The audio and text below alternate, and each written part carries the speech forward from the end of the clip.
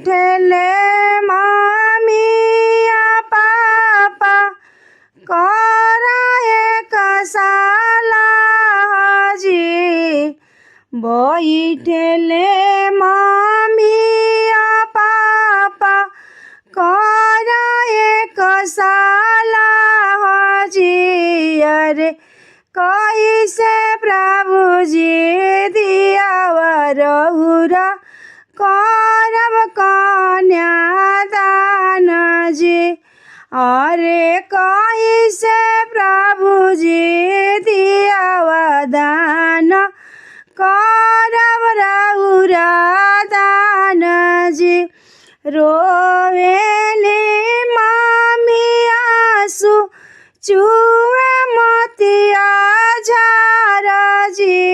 अरे रोवेले अपन पापा आसन दिशा मान जी अरे रोवेले अपन चाचा आसन दिशा मान जी गैया दाना करिया पापा बचिया सहिता जी गैया दाना करिया पापा बचिया सहिता जी अरे धियावा जानी दान करिया प्राण के आधार जी अरे धियावा जानी दान करिया आंगना के सिंगार जी थाली दान करिया पापा लोटा दान करिया जी अरे दियावा जानी दान करिया घरवा के सिंगार जी अरे दियावा जानी दान करिया घरवा मोती सामान जी गैया करिया बाबा सुनी सब सिवान जी अरे गैया करी बाबा सुनी सारा लोग जी अरे बचिया तरही बाबा अपना मायरिया जी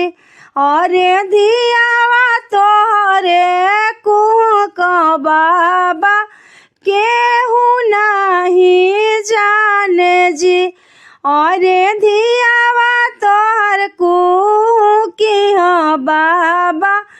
केहू नहीं जाने जी थरिया त फूटिया बाबा लोटा फूटे जाई हाजी अरे धियावा रौरे रही बाबा फूलावा के सामान जी अरे धियावा रौरे जी हाँ बाबा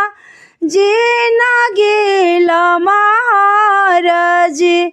अरे धियावा जानी दान करिया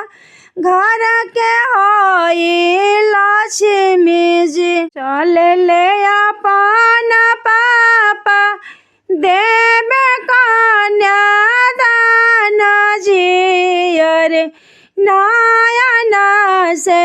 लोर चुए मोतिया सामान जी अरे नयन से लोर चुए मोतिया